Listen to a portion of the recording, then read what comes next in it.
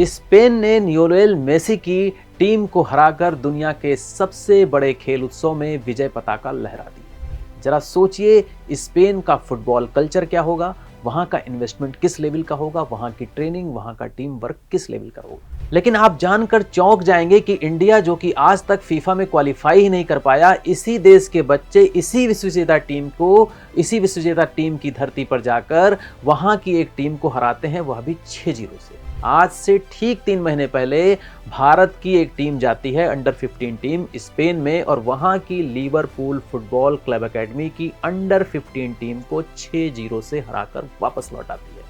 और ये Liverpool academy वही एकेडमी है जिसने ट्रेंट अलेक्जेंडर अर्नोल्ड जैसे विश्व स्तरीय खिलाड़ी दुनिया को दिए। इतनी मशहूर टीम को हराने का क्रेडिट किसी सरकार को नहीं जाता, किसी संगठन को नहीं जाता, बल्कि ऐसे शख्स को जाता है जिसकी खेल संगठनों ने कभी कद्र ही नहीं की। उस शख्स के बारे में बात करने से पहले थोड़ी भूमिका बताना जरूरी हो जाता है, क्योंकि मामला खेलों का है, बच्चों के भविष्य का। A child's most important lessons are not found in the books, but in the playground.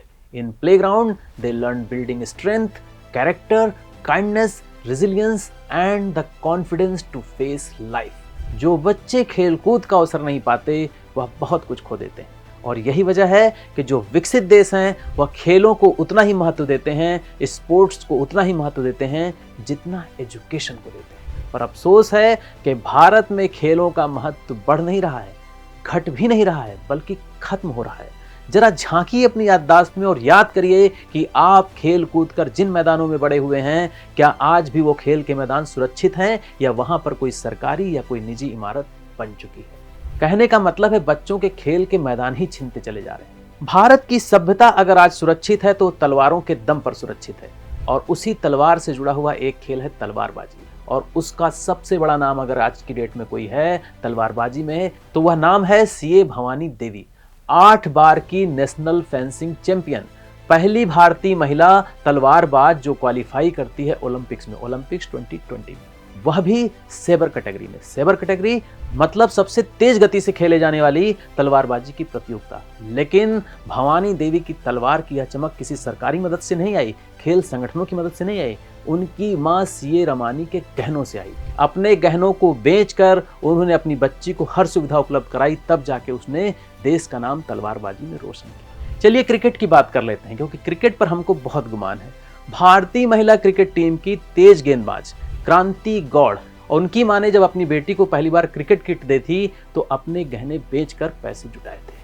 अब जरा सोचिए कि खेलों में अगर व्यक्तिगत सफलता पाने के लिए इतने पापड़ बेलने पड़ते हैं, तो अगर कोई व्यक्ति किसी खेल को राष्ट्रीय स्तर पर सुधारने की ठान ले अपने व्यक्तिगत हितों को हटाकर, तो उसे क्या क्या करना पड़ेगा। मेरा इशारा उसी घटना की ओर है जिसका जिक्र मैंने शुरू में किया था, स्पेन की टीम को अंडर 15 टीम को हराने की घटना का जिक्र। और उस घटना का क्रेडिट, उस उपलब्धि का क्रेडिट जाता है फुटबॉलर रंजीत बजाज को, जो पहले फुटबॉल खेला करते थे। भारत को उस खेल में चैंपियन बनाना चाहते हैं जिस खेल को खेलने का हुनर भारतवासी भूल चुके हैं। जिसको उनकी टीम ने हराया था, अंडर 15 टीम, विश्व विजेता स्पेन की टीम, लिवरपूल फुटबॉल एकेडमी की टीम, उसको 6-0 से उनकी मिनर्वा टीम ने जो हराया था, तो यह संकेत था कि अगर सही प्रशिक्षण मिले, सही अवसर मिले, तो भारतीय युवा भी अंतर्राष्ट्रीय स्तर पर भी अपनी प्रतिस्पर्धी क्षमता का प्रदर्शन कर सकते हैं। पर अपने इस प्रयास में रंजीत बजाज ने खोया ज्यादा, पाया कम। उनका कई बार फुटबॉल प्रशासन से झगड़ा हुआ, चयन प्रक्रिया पर उन्होंने सवाल उठाए, फुटबॉल की नीतियों पर खुलकर आलोचना की, लेकिन कभी उनकी बात नहीं सुनी गई। और इस वजह से उन्होंने एक नया रास्ता अपनाया। चलिए, उन्होंने खुद की एकेडमी को खड़ा किया, अपने खिलाड़ियों को तैयार करना शुरू किया, मिनर्वा एकेडमी की स्थापना की, और इसकी स्थापना के लिए उन्होंने अपनी बीवी के गहने बेचे, अपनी सेविंग खत्म की, क्राउड फंडिंग जुटाई, कर्ज लिया, निजी संसाधनों का प्रयोग किया, ताकि उनकी एकेडमी में जो बच्चे आए वह स्वीडन, डेनमार्क, नॉर्वे और स्पेन जैसे देशों में जाकर वहां के फुटबॉल मंचों पर अपना प्रदर्शन कर सकें। और उन्होंने किया भी, और अपने जादुई परिणाम भी दिखाए। मिनर्वा एकेडमी की अंडर 15 टीम ने विश्व विजेता स्पेन की लिवरपूल एफसी एकेडमी को हराया, वह भी 6-0 से।